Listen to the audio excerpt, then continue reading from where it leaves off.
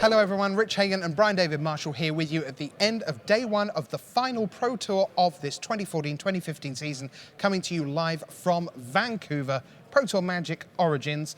And what are the origins of this PT, Brian David-Marshall, on day one? Well, you know, we talked a lot about finding your spark and, you know, the Planeswalker spark. It's actually just a full-blown book of matches, some kerosene, you know, perhaps some C4. This has been a very, very fiery conclusion to day one here, where we're seeing, you know, players from multiple different teams who've arrived at this mono-red strategy. You know, Rich Hone described it as 20 creatures, 20 spells, 20 mountains. I feel like I may have heard something like that somewhere before in Magic history.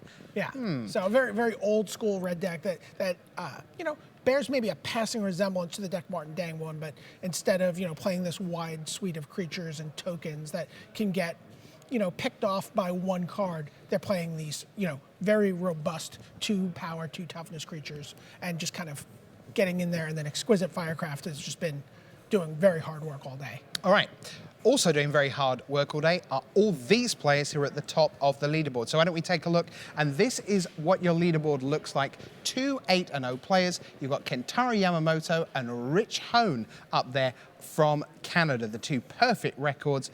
And then a suite of 7-1s from 3rd to 14 BDM. In the 7-1s, because 8-0, that's obviously just fantastic. The 7-1s, what stands out to you? Sam Black, we just spoke to him. Sam Black came into this tournament needing 3 points, needing to find 3 points on Eric Froelich, and he has just been absolutely on fire this whole tournament. He's 7-1. Eric Froelich has fallen all the way back. He's still playing tomorrow, but he's at 4-4, which leaves the window wide open for Sam Black, Li Shi Tian, you know, and another player that I'm forgetting at the moment. And Ari Lax, 54 on 5-3. Yeah. So, you know, for these guys, and Sam Black leads all of them. So, you know, we could be looking at a Player of the Year run here by Sam Black. But this is why the end of the Swiss becomes so important. You look at Mike Sigrist there in 5th place right now. He's sitting there at 7-1 as well. He's on 47 points, which sure is a long way behind Sam's 57. But if Sam doesn't make top 8 tomorrow, and Sigrist does, Sigrist comes into Sunday with 30 points on the line on Sunday. Mike Sigrist will go to bed tonight thinking, that's 1 of 3 done. I can be Player of the Year on Sunday, and he really can. Also, some terrific stories. Well done, North America. Some lesser-known lights. People like Stephen Neal, Max McVitie, Michael Durzo. You've also got Scott Lipp at 7-1 in 7th place.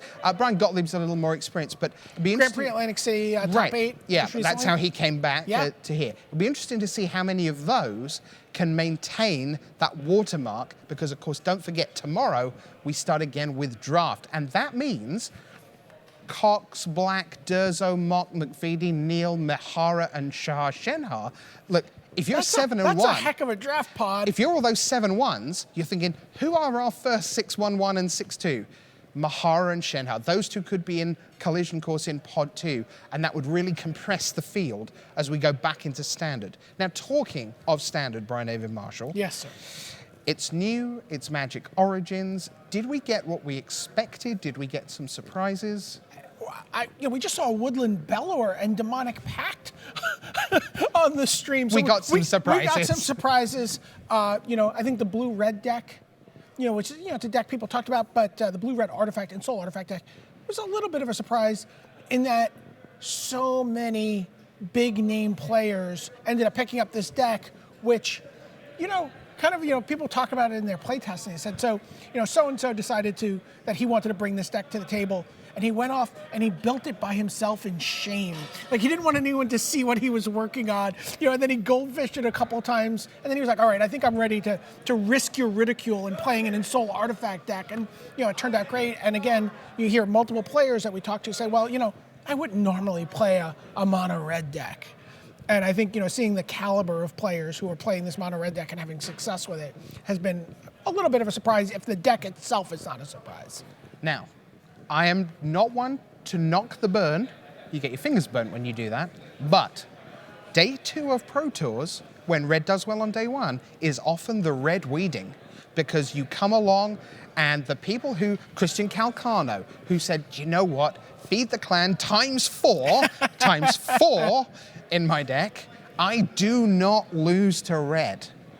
Now, let's see whether that's true come tomorrow. I'm looking for Calcano. Did he pick up a second loss? I'm pretty sure he did, yeah. But people who are on 6 and 2 include Porcheon, even Flock, who is currently in one of the 3 World Championship slots for Europe. He's in with a great chance of an at-large bid for the World Championship as well. Raf Levy is at 6 and 2, trying to catch Timode Simono, make sure Simono doesn't overhaul him for World Magic Cup races. Li Shichan, 6 and 2. Sam was right about that, so he has one round lead on Li Shichan. And then a 2-round lead on Arilax. Arilax at 5 and 3, yeah, and Ari basically now needs pretty much 7-1 or better tomorrow. But don't discount Eric Froelich from being Player of the Year. He is certainly capable of going on a tear. And he's done that several times out of Pro Tour from a similar position, a 4-4 or 5-3. And indeed, that's exactly where runs do come from. Because here you are at 4 and 4. You're in the people who have scraped their way in, clawed their way in, maybe a lot of first timers. You come back tomorrow, you draft professionally as the best player in a Hall of Famer. Suddenly you're at 7-4. Right? He can virtually be at 7-4 by 9:30 tomorrow morning if he drafts the right deck in the right seat in the right way. Right. And then all he has to do is pick up the wins by playing correctly through the morning. That's all. So, yeah. But he's Eric Froelich. He has every Yes. chance of doing that. Once we get to tomorrow afternoon, though, 5 rounds of standard, that's where all these races really come into focus. Because everyone gets 3 points just for taking part. Well done, you made it here, 3 pro points. But the 10th win, 3 extra points. The 11th win, 4 extra points. The 12th win, the big 5. Eric needs 8 and 0 to get to 12-4. But if he can just get around 10-6, 11 and 5, it's going to take something pretty special from someone here. Maybe Sam Black, maybe, yeah, he's looking favorite right now. But there's a reason we don't just talk about it, we play the games. And that's why we set aside all of Saturday to do it all again. Can't wait. It's going to be great. I can't. We're going to start with draft. We're going to end with standard. And when that all settles, we're going to have a top 8. Let's do it all again tomorrow until we meet again for day 2 of this season-ending Pro Tour Magic Origins here in the fabulous Vancouver. For Brian David-Marshall and everyone here at Wizards of the Coast, Rich Hagon saying bye.